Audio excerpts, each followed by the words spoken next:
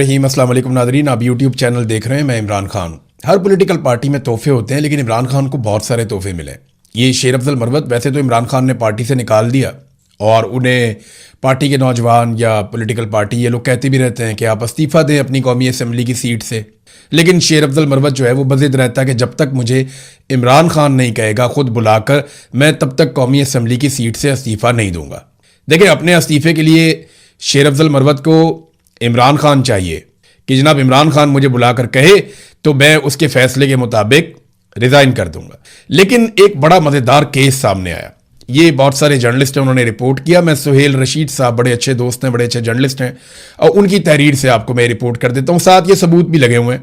ये अंग्रेज़ी के अंदर उन्होंने पटिशन दायर की हुई है आईनी अदालत के अंदर, और शेर अफजल मरवत साहब ये चाहते हैं कि सुहेल आफरीदी ओहदे से हट जाएं और अली अमीन गंडापुर दोबारा वज़ीर आला खैबर पख्तूनख्वा बन जाए।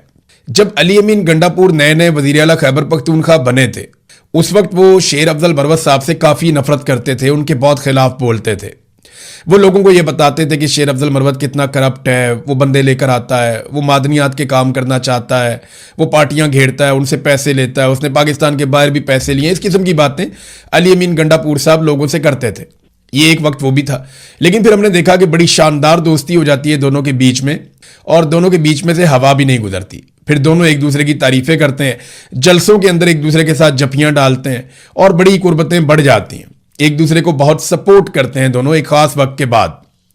फिर शेर अफजल मरवत साहब जो हैं वो खैबर पख्तूनख्वा हुकूमत में उनका तोती बोलता था, जैसे चाहते थे वैसे वो चीज़ें करते थे। तो अब वो दौर सुनहरा चला गया। अली अमीन गंडापुर साहब को इमरान खान साहब ने जेल से बैठकर हटा दिया, और एक और आदमी सुहेल आफरीदी, उसे इमरान खान ले आए कि जनाब इसको वजीर आला खैबर पख्तूनख्वा बना दें। अब ये इमरान खान की मर्जी है, वो अली अमीन गंडापुर को बनाए या सुहेल आफरीदी को बनाए। दोनों इमरान खान की पार्टी के लोग हैं। लेकिन शेर अफजल मरवत साहब जो बार बार ये कहते हैं कि मैं कौमी असम्बली की सीट तब छोड़ूंगा जब मुझे इमरान खान साहब बुलाकर खुद कहेंगे। अब उन्होंने जो पटिशन दायर की है उसमें बड़ा मजेदार उन्होंने मौक़िफ़ ले लिया। वो ये कहते हैं अदालत को कि ये सारा कुछ ही गलत हो गया, आप हटाएं सुहेल आफरीदी को और उसकी जगह पर लेकर आए अली अमीन गंडापुर को, ताकि वो कंटिन्यू करे वजीर आला के तौर पे। अब ये बात कोई अली अमीन गंडापुर ने खुद नहीं कही, लेकिन शेर अफजल मरवत ने ये पटिशन डाली है। तो अली अमीन गंडापुर और शेर अफजल मरवत की दोस्ती तो सबको पता है। अब मरवत साहब ने जो एक वजह बताई वो बड़ी मजेदार है। मरवत साहब अदालत को बताते हैं, यानी अपनी जो आईनी पटिशन है, अपनी दरखास्त है उनकी, उसके अंदर वो ये कहते हैं कि शेर अफजल मरवत ने कहा कि इमरान खान को अपनी दरखास्त में सजा याफ्ता नाअहल शख्स लिखते हुए कहा कि उसके दबाव पर लिए गए इस्तीफे की कोई आईनी और कानूनी हैसियत नहीं है। यानी शेर अफजल मरवत ये कहते हैं कि इमरान खान एक सजा याफ्ता नाअहल शख्स है और इमरान खान के दबाव पर लिए गए इस्तीफे की कोई आईनी और कानूनी हैसियत नहीं है। अब ये तो गंडापुर को बुलाकर अदालत पूछेगी जनाब आपने खुद इस्तीफा दिया या आपसे एक नाअहल शख्स ने इस्तीफा लिया, या अब वो मामला इस तरफ को जाएगा। सुहेल आफरीदी जो है वो अपनी अरकान असम्बली की ताकत से आकर बने, इमरान खान के कहने के ऊपर आकर बने। लेकिन इस वक्त ये जो सारा गेम हो गया ना, इसमें एक चीज साबित हो गई कि शेर अफजल मरवत ये समझते हैं कि इमरान खान सजा याफ्ता और नाअहल शख्स है और उसके फैसलों के ऊपर किसी का कोई सियासी फैसला नहीं हो सकता। तो शेर अफजल मरवत इस्तीफा क्यों देगा जब इमरान खान कहेगा? तो यानी अपने बारे में वो कहते हैं जब तक इमरान खान नहीं कहेगा तब तक मैं इस्तीफा नहीं दूंगा, और गंडापुर के बारे में वो कहते हैं क्योंकि इमरान खान एक नाअहल शख्स है और सजा याफ्ता शख्स है, लिहाजा उसके दबाव के ऊपर इस्तीफे की आईनी और कानूनी हैसियत नहीं है। तो जनाब बहुत सारे लोग बेनकाब हुए और बड़ी जबरदस्त खबरें इनके हवाले से आती रहती हैं। वक्त बड़ी जालिम चीज है और लालच बड़ी खौफनाक बला है। होता यह है कि लोग एक्सपोज होते चले जाते हैं, बस सिर्फ उन्हें वक्त देना चाहिए। शहबाज शरीफ को वक्त मिला, नवाज शरीफ को वक्त मिला, मरियम नवाज को वक्त मिला, सारे एक्सपोज हो गए, पता चल गया ये कितने पानी में थे। पाकिस्तान की मिलिट्री एस्टेब्लिशमेंट को भी आसिम मुनीर ने मजीद वक्त लिया है, आप देखिएगा पता चलेगा कौम को ये क्या है। जनरल बाजवा अपने पहले 3 साल में नहीं पहचाना गया, लेकिन जैसे ही उसे वक्त मिला 3 साल और उसको मजीद मिले, वो बेनकाब हो गया, लेकिन पाकिस्तान का बहुत नुकसान हो गया। तो अब पाकिस्तानी खड़े होंगे, कब खड़े होंगे इसके बारे में हम बात करते हैं आगे चलकर। लेकिन बलूचिस्तान और खैबर पख्तूनख्वा को गंदम नहीं दी जा रही। देखें, ये दोनों जो सूबे हैं ये गंदम पैदा नहीं करते। बलूचिस्तान में गंदम पैदा होती है लेकिन उनकी ज़रूरत से कम होती है, उनके पहाड़ी इलाके हैं और वहाँ पे उस तरीके से ज़मीन नहीं है जैसे पंजाब में है या सिंध में, और उस तरीके से वहाँ पे गंदम की पैदावार बड़े पैमाने पर नहीं हो सकती, लेकिन उनके पास और बहुत कुछ है। इसी तरह बलूचिस्तान में रेगिस्तान है बहुत बड़े बड़े, और उनके पास भी गंदम की पैदावार के लिए उस तरह से पानी या बाकी चीजें नहीं है कि वो बड़े पैमाने पर गंदम पैदा करें अपने लोगों के लिए। तो होता यह है कि खैबर पख्तूनख्वा से बिजली, गैस और बहुत सारी मादनियात और पानी ये सब जाता है पंजाब में और सिंध में। उसके बदले में यहां से गंदम जो है वो खैबर पख्तूनख्वा को मिलती है, तो मिलजुल कर ही काम चलता है ना। इसी तरह बलूचिस्तान से बेशुमार मादनियात, बहुत बड़े पैमाने पर गैस, कोयला, पूरा पाकिस्तान इसका फायदा उठाता है, और बलूचिस्तान के लोग जिनकी तादाद बहुत कम है उन्हें इसके बदले में गंदम भी मिलती है। लेकिन हुआ यह कि सिंध और पंजाब दोनों की हुकूमतों ने गंदम की नकलो हरकत के ऊपर पाबंदी लगा दी, क्योंकि देखें गंदम की पैदावार कम हुई हुकूमत की पॉलिसीज की वजह से। किसान को बहुत मार पड़ी है गुज़िश्ता चंद सालों में। किसान का इन्होंने कचूमड़ निकाल के रख दिया, वो बेचारा कैसे पैदावार को बढ़ाए। पैदावार लगातार कम हो रही है और ये गंदम रोक कर बैठ गए। फर्ज करें कि अगर बलूचिस्तान वो अपने वसाइल रोक लेता है और खैबर पख्तूनख्वा अपने वसाइल रोक लेता है, तो पंजाब और सिंध के लोग इस गर्मी के अंदर पागलपन का शिकार हो जाएंगे, तबाह बर्बाद हो जाएंगे अगर वो अपने वसाइल रोक लेते हैं। तो ये बात पाकिस्तान की एस्टेब्लिशमेंट के समझने की है कि उन्होंने ऐसे नफरत अंगेज किस्म के लोग लाकर बिठा दिए इक्तदार में जो अपने से बाहर कुछ सोचते ही नहीं है। मुझे अच्छी तरह याद है हमजा शहबाज बहुत दबाव डाल रहा था कुछ लोगों पर कि फलाने फलाने रूट के ऊपर जो है वो बसें चला दो इलेक्शन से पहले। तो उन्होंने बताया जनाब वहां पे तो सड़क ही नहीं है, वो प्रॉपर जगह ही नहीं है, वहां पे आप कह रहे हैं बस चला दो, वहां डकैतियां पड़ती हैं शाम को, हम तो चला ही नहीं सकते, वो तो सारा बर्बाद हो जाएगा। तो हमजा शहबाज ने ये कहा था उन्हें कि यार 10 दिन के लिए चला दो, 15 दिन के लिए, सिर्फ इलेक्शन वाले दिन तक चला दो, उसके बाद बेशक बंद कर देना। तो ये अपना हर फैसला अपने जाती और सियासी मफाद के अंदर करते हैं, उससे बाहर निकल कर नहीं करते। अब इन्होंने जो नालायकी दिखाई उसके बाद गंदम की पैदावार में कमी हुई, और उस पैदावार में कमी के बाद या तो पूरा पाकिस्तान उसका बोझ उठाए, तो इन्होंने सारा बोझ डाल दिया उन सूबों पर जो पानी भी देते हैं, बिजली भी देते हैं, गैस भी देते हैं, मादनियात भी देते हैं और बेशुमार और फैसिलिटीज देते हैं। ये नाजरीन पाकिस्तान के अंदर इस सोच के साथ तो मुल्क और वफाक आगे नहीं बढ़ता जो यहां किया जा रहा है। नाजरीन एक चीज मैं आपके सामने रखना चाहता हूं और ये बार बार सामने आती है। नून लीग वो वाहिद पॉलिटिकल पार्टी है पाकिस्तान में जिसकी पॉलिसी में गालम गलोच है। यानी नून लीग में आप देखें जो आदमी जितना बदजबान और बदतमीज होगा उसको उतना अच्छा ओहदा मिलता है, वो उतने अच्छे मुकाम पर पहुंच जाता है। जो आदमी जैसी बेशर्मी कर सकता है उतना ज्यादा उसको इख्तियार मिलता है। बाकी जमातों में लोग हैं, तमाम पॉलिटिकल पार्टीज में हैं जो इखलाक से गिरी हुई बात करते हैं, जाती जिंदगी के ऊपर कीचड़ उछालते हैं, सोशल मीडिया पे भी हैं, वैसे भी हैं, लेकिन पॉलिटिकल पार्टीज उनको ओन नहीं करती। यानी पीटीआई के बहुत सारे ऐसे सपोर्टर्स हैं जो ऐसी बात करते हैं जो इखलाकी नुक्ता नजर से गलत है। इसी तरह पीएमएलएन के भी हैं, पीपल्स पार्टी के भी हैं, जमात इस्लामी के, हर जगह पे हैं। लेकिन जहां जहां पे ऐसे सपोर्टर्स हैं, तरीके लब्बैक वालों के भी हैं, सबके हैं। लेकिन मजे की बात यह है कि नून लीग के अलावा कोई और पॉलिटिकल पार्टी ऐसे घटिया और ज़ूमानी और बदतरीन जुमले कसने वाले और जाती जिंदगियों में घुसने वाले लोगों को कोई सपोर्ट नहीं करता, कोई उन्हें ओन नहीं करता। नून लीग ओन करती है। यानी जितनी गंदी और गलीज गाली देने वाला अकाउंट होगा ना, उसके फॉलोअर की लिस्ट में जाएंगे तो आपको नून लीग की क़यादत मिलेगी, खासतौर पे मरियम नवाज। वो एक बहुत ही घटिया और गलीज गालियां देने वाला आदमी आता है, ये नून लीग की क़यादत उसका इस्तकबाल करती है, उसको प्रोटोकॉल देती है। अभी एक और घटिया गालियां देने वाला आदमी आता है तो उसके लिए तकारीब मुनक्कद की जाती है। यानी आपको इमरान खान किसी एक ऐसे आदमी को फॉलो करता हुआ नजर नहीं आएगा। इवन पाकिस्तान तहरीक इंसाफ की लीडरशिप भी आपको ऐसे लोगों को फॉलो करती हुई नजर नहीं आएगी जो गालम गलोच करते हैं। लेकिन जब आप देखेंगे दूसरी तरफ पीएमएलएन को, तो ये सब लोग पॉलिसी के तहत उन अकाउंट्स को, उन लोगों को फॉलो करते हैं जो गंदी गालियां देते हैं। देखिए जुल्फिकार अली भुट्टो या इमरान खान, उन्होंने नौजवानों को सवाल करना सिखाया। उन्होंने नौजवानों को बताया कि जनाब आप सवाल करें, आप इनसे जवाब मांगें, आप आर्गूमेंट करें। इसी आर्गूमेंट को पाकिस्तान की पॉलिटिकल एलीट, जिसमें पीपल्स पार्टी भी आज शामिल है, पीएमएलएन है, बाकी पॉलिटिकल पार्टीज हैं, या पाकिस्तान की एस्टेब्लिशमेंट सबसे मेन इसका करैक्टर है, ये सारे ये समझते हैं कि नौजवान जब सवाल करता है तो वो बदतमीजी है, ये हमसे सवाल कैसे कर सकता है।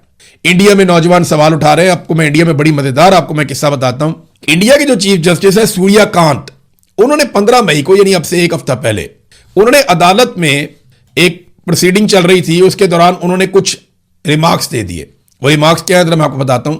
There are youngsters like cockroaches, कि यहां कुछ ऐसे नौजवान हैं जो कॉकरोच की तरह हैं, یہ کاکروچ آپ جانتے ہیں نا، وہ لال بیگ جسے کہتے ہیں، یہ اس کے بارے میں انہوں نے کہا جی یہاں پہ کچھ ایسے نوجوان ہیں جو کاکروچ کی طرح ہے اور انہیں نوکریاں نہیں ملتی یا انہیں کوئی جگہ نہیں ملتی کسی پروفیشن کے اندر، تو ان میں سے کچھ جو ہیں وہ میڈیا میں چلے جاتے ہیں، کچھ جو ہیں وہ سوشل میڈیا پہ چلے جاتے ہیں، کچھ جو ہے وہ رائٹ ٹو انفارمیشن کے ایکٹیوسٹ بن جاتے ہیں یا دیگر چیزوں میں ایکٹیوسٹ بن جاتے ہیں اور سب کے اوپر حملے کرنا شروع کر دیتے ہیں۔ یعنی نوجوانوں کو، پڑھے لکھے نوجوانوں کو کاکروچ کہہ کر مخاطب کیا چیف جسٹس نے۔ تو رد عمل کے طور پر، اس تانے کے رد عمل کے طور پر وہاں انڈیا کے نوجوانوں نے کاکروچ پارٹی اناؤنس کر دی اور نام رکھا پارٹی کا کاکروچ جنتا پارٹی۔ اب تک لگ بھگ اس کے ساتھ بہت بڑی تعداد میں لوگ جڑ چکے ہیں اور جو ڈیٹا سامنے آ رہا ہے آپ حیران ہو جائیں گے۔ اسی تانے کو ہتھیار بناتے ہوئے انڈین نوجوانوں نے 10 ملین سے زیادہ فالوور اکٹھے کر دیے ہیں، لگ بھگ 1 کروڑ لوگ انہوں نے اپنے ساتھ جوڑ لیے ہیں۔ یہ ایک نوجوان ہے ابھیجیت دیپک، یہ 30 سال اس کی عمر ہے۔ اس نے اس کو شروع کر دیا فوری طور پہ اور نوجوانوں کو کاکروچ کہا کہ وہ کچھ کر نہیں پاتے، تو اس کے بعد کاکروچوں نے بھارت پہ حملہ کر دیا۔ اب نوجوان ڈسکشن کر رہے ہیں کہ جناب پچھلے 10-12 سال میں ہمیں کیا ملا۔ وہ یہ کہہ رہے ہیں کہ انڈیا کی پالیسیز غلط ہیں، نوجوانوں کو نوکریاں اور بہتر مستقبل نہیں مل رہا، دنیا نوجوانوں کو استعمال کر رہی ہے اور انڈیا نوجوانوں کو سپوائل کر رہا ہے۔ تو نوجوان بڑے زبردست طریقے سے انڈیا میں بھی کھڑے ہوئے۔ اس سے پہلے بنگلہ دیش میں ہم نے دیکھا، نیپال میں ہم نے دیکھا کہ ظلم اور زیادتی کے خلاف نوجوان کھڑے ہوتے ہیں۔ پاکستانی نوجوانوں کو بھی ایک دن کھڑا ہونا پڑے گا۔ حقائق ان کے سامنے، اب کچھ بھی ڈھکا چھپا نہیں ہے۔ وہ جانتے ہیں کہ پاکستان کے ساتھ برا کس نے کیا اور پاکستان کا مفاد کس کے ساتھ ہے۔ دیکھیں، پاکستان کا مفاد پاکستان کے نوجوانوں کے ساتھ ہے، پاکستان کا مفاد پاکستان کی عوام کے فیصلے میں ہے۔ ملٹری اسٹیبلشمنٹ بند کمروں میں جو کرتی رہی ہے یا جو کر رہی ہے، اس کے ساتھ پاکستان کا مفاد نہیں ہے۔ پاکستان لگاتار نیچے گیا پاکستان کی ملٹری اسٹیبلشمنٹ کے گھٹیا فیصلوں کی وجہ سے۔ ناظرین، اس سے پہلے کہ آگے بڑھیں، کچھ بین الاقوامی خبریں بھی ہیں، ان کی طرف جائیں، لیکن میں آپ کو یاد دلانا چاہتا ہوں کہ ہم نے آپ سے ریکویسٹ کی تھی کہ ٹیپ سینڈ ایک منی ٹرانسفر اپلیکیشن ہے اور اس کے ذریعے سے اوورسیز پاکستانی اپنا پیسہ پاکستان میں بھجوا سکتے ہیں۔ اس کی تفصیلات آپ اپنی اسکرین پر دیکھ سکتے ہیں، اس اپلیکیشن کو آپ استعمال کیجئے۔ اب آ جاتے ہیں خبروں کی طرف۔ ناظرین، سب سے پہلے تو باجوڑ کے اندر ایک ڈرون گرا اور اس میں ایک بچہ جو اسکول جا رہا تھا، ایک معصوم بچہ، وہ شہید ہو گیا، کچھ بچے زخمی بھی ہو گئے۔ دیکھیں، یہی بچہ اگر کسی گٹر میں گر کر شہید ہو جاتا نا، تو کیونکہ یہ قصور ہونا تھا ایک سیاستدان کا یا سیاسی جماعت کا یا کسی ایک حکومت کا، تو پاکستان کے میڈیا نے واویلا مچا دینا تھا، رولا ڈال دینا تھا۔ پاکستان کے میڈیا نے اس کے زمین آسمان کے کلابے ملا دینے تھے، پاکستان کے میڈیا نے کیا کچھ کر دینا تھا آپ کو اندازہ ہے۔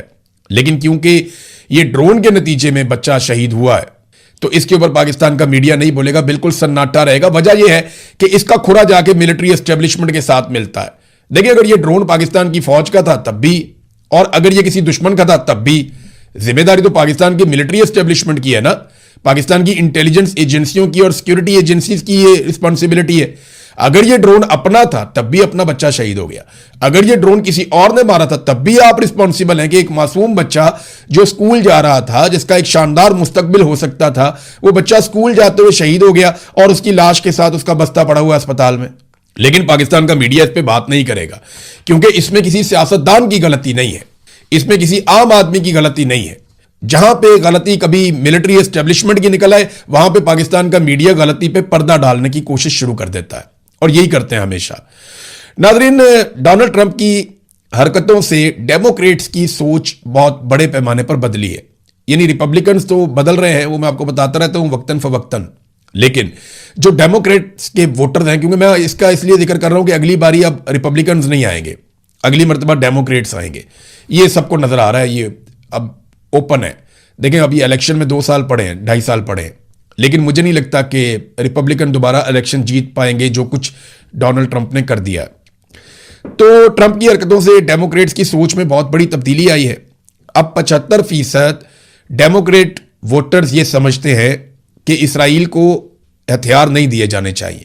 یعنی 75% یہ سمجھتے ہیں کہ امریکی ہتھیار اسرائیل کو دینے کے وہ مخالف بن گئے ہیں، وہ کہتے ہیں نہیں، ان کو نہیں دینے چاہیے۔ حالانکہ آج سے 3 سال پہلے سچویشن یہ تھی کہ 45% ڈیموکریٹس یہ سمجھتے تھے کہ اسرائیل کو امریکی ہتھیار نہیں دینے چاہیے، اور آج یہ مقدار 30% مزید بڑھ کر 75% تک پہنچ گئی ہے۔ پھر 60% یہ سمجھتے ہیں کہ اسرائیلیوں کے مقابلے میں فلسطینی بہتر ہیں۔ یعنی 60% ڈیموکریٹس جو ووٹرز ہیں وہ اب فلسطینیوں کی حمایت کرتے ہیں اسرائیل کے مقابلے میں۔ تو یہ بہت بڑی تبدیلی ہے جو امریکہ میں آ رہی ہے اور ڈونلڈ ٹرمپ کے اقدامات کی وجہ سے آ رہی ہے۔ ڈی ڈی جیو پالیٹکس انہوں نے ایک خبر شائع کی ہے اور یہ بہت تہلکہ خیز خبر ہے کہ ایران نے حیران کن کارنامے سر انجام دیے۔ اس خبر کے مطابق انہوں نے اپنا بجلی کا نظام جو بحال کیا ہے یا اپنے راستے دوبارہ سے قابل استعمال بنائے ہیں، جن رستوں کو تباہ کر دیا گیا تھا امریکہ اور اسرائیل کی جانب سے، وہ سب حیران کن ہے۔ وہ کہنے جی جو ہم نے اندازے اور تخمینے لگائے ہوئے تھے یا جو امریکہ کا اندازہ تھا، اس سے بہت جلدی ایران نے اپنا انرجی کا انفراسٹرکچر یا اپنا روڈ انفراسٹرکچر بحال کر لیا۔ وہ بہت تیزی سے بحالی کے کام کی طرف بڑھ رہا ہے اور سب سے خوفناک بات جو انہوں نے بتائی وہ یہ ہے کہ ایران نے اپنے ہتھیاروں کو نہ صرف محفوظ کیا بلکہ پروڈکشن بھی دوبارہ شروع کر دی ہے۔ اور یہ بھی بتایا گیا کہ اگر ایران کو جنگ بندی کے دن سے لے کر اگلے 6 مہینے تک کا وقت مل گیا تو وہ ہتھیاروں کے میدان میں اپنی پہلے جیسی حالت میں واپس پہنچ جائے گا، جبکہ امریکہ اور اسرائیل کو وہ ہتھیار واپس پانے میں جو انہوں نے استعمال کر دیے ہیں 3 سال تک کا وقت لگ سکتا ہے۔ ناظرین، اب جنگ بندی کی کوششیں کی جا رہی ہیں اور یہ ایسا لگتا ہے کہ حتمی کوششیں ہیں۔ عاصم منیر اب ایران میں جا رہے ہیں کہ کچھ کر کے ایران کو منایا جائے، مگر مسئلہ جو ہے مین وہ وہی یورینیم کا ہے، کیونکہ امریکن میڈیا میں رپورٹ ہو رہا ہے جب ڈونلڈ ٹرمپ نے جنگ بندی کا ذکر کیا اور معاہدے کا ذکر کیا تو نیتن یاہو کافی بھڑک گیا تھا۔ پھر ٹرمپ نے نیتن یاہو کو یقین دلایا کہ جب تک کہ یورینیم کا معاملہ حل نہیں ہو جاتا، یورینیم کو ہم ایران سے نکال نہیں لیتے، تب تک ہم ایران کے ساتھ کسی قسم کا معاہدہ نہیں کریں گے اور جنگ بندی مستقل نہیں ہوگی۔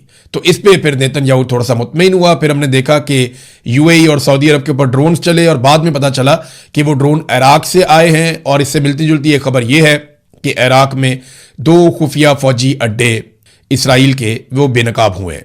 اب یہ کس نے ڈرون چلائے یہ آپ لوگ خود اندازہ لگا سکتے ہیں۔ بہرحال ناظرین، ایک اور اہم خبر یہ ہے کہ غزہ میں جو کچھ کیا گیا، جو گلوبل سموتھ فلوٹیلا کے کارکنان آئے تھے انسانی ہمدردی کے تحت جو غزہ جانا چاہتے تھے، ان کے ساتھ جو کچھ اسرائیلی فوج نے کیا اور جس قسم کی ویڈیو وہاں سے جاری کی گئی ایک اسرائیلی وزیر کی جانب سے، اس پہ واقعی بہت بڑا رولا پڑ گیا ہے۔ تیسرا ویلاگ ہے، میں آپ کو بتا رہا ہوں، آپ کو اس کی شدت کا آئیڈیا ہی نہیں ہے۔ پورے یورپ کے اندر اور جن ممالک سے یہ کارکنان گئے تھے وہاں پہ شور مچا ہوا ہے۔ اب یہ کارکنان جب واپس پہنچیں گے اپنے اپنے ممالک میں تو یہ کہانیاں بتائیں گے کہ ان کے ساتھ کس قسم کی بدسلوکی کی گئی ہے، اور وہ ویڈیو جو جاری کی گئی اسرائیلی وزیر کی جانب سے اس نے تہلکہ مچا دیا ہے۔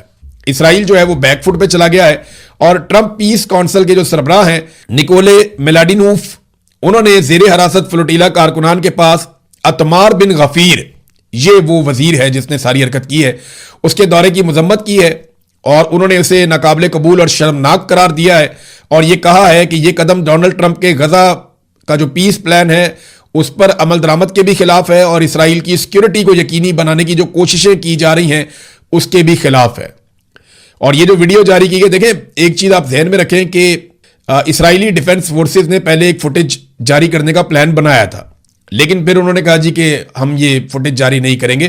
وہ فوٹیج بہت پروفیشنل فوٹیج تھی جو پہلے جاری کی جا رہی تھی، لیکن وزارت خارجہ نے کہا جو اسرائیل کی ہے کہ یہ فوٹیج جاری نہ کریں، اس سے پرابلم ہوگا۔ اس کے بعد جو بن غفیر ہے، جو وزیر ہے قومی سلامتی کا اسرائیل کا، وہ پہنچ گیا وہاں پہ اور اس نے ایک فوٹیج خود بنا کے پبلک کر دی، اور اس کا رولا جو ہے وہ پورے یورپ میں پڑا ہوا ہے۔ اب ڈونلڈ ٹرمپ کی ٹیم کا جو ہیڈ ہے بورڈ آف پیس کا، وہ بھی اس کے خلاف بولنے پر مجبور ہو گیا ہے۔ ناظرین، جو دنیا کی بڑی بڑی شپنگ کمپنیز ہیں ان کو بہت زیادہ نقصان ہو رہا ہے۔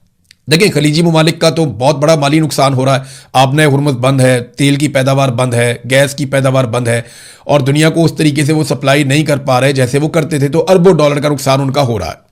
لیکن جو شپنگ کمپنیز ہیں جو لگاتار وہاں سے تیل، گیس اور تجارتی مال لے کر جاتی ہیں، ان کے جہاز کھڑے ہیں پانی میں۔ اب یہ جہاز موو کرتے رہتے ہیں نا، تو ان کے لیے بہتر ہوتا ہے۔ جب یہ ایک جگہ پانیوں میں کھڑے ہو جاتے ہیں تو پرابلم شروع ہو جاتی ہے۔ یہ بتایا جا رہا ہے بڑی شپنگ کمپنیز کی جانب سے کہ جہازوں پر کائی جم رہی ہے، جیلی فش سمیت کئی ایسے جاندار ہیں جو بڑے سخت خول والے ہیں، وہ جہازوں کو متاثر کر رہے ہیں۔ وہاں پانی کا جو ٹمپریچر ہے اس وقت 30 ڈگری سینٹی گریڈ تک پہنچ جاتا ہے، تو اتنے گرم پانی میں جو ہے وہ جاندار جب جہازوں کے ساتھ آ کر چپکتے ہیں تو اس سے جہازوں کو نقصان بہت زیادہ تو نہیں، لیکن وہ کہہ رہے ہیں جی یہ بھی ایک ڈیمیج ہمیں ہو رہا ہے۔ تو یہ جنگ جتنی جلدی ختم ہو جائے، جتنی جلدی صورتحال نارمل ہو جائے، اتنا ہی ایران کے لیے بھی اچھا ہے، پورے خطے کے لیے بھی اچھا ہے، پاکستان کے لیے بھی اچھا ہے، اور یورپ کے لیے بھی یہ اتنا ہی اچھا ہے جتنی جلدی یہ جنگ کے معاملات ختم ہو کے چیزیں نارملائز ہو جائیں۔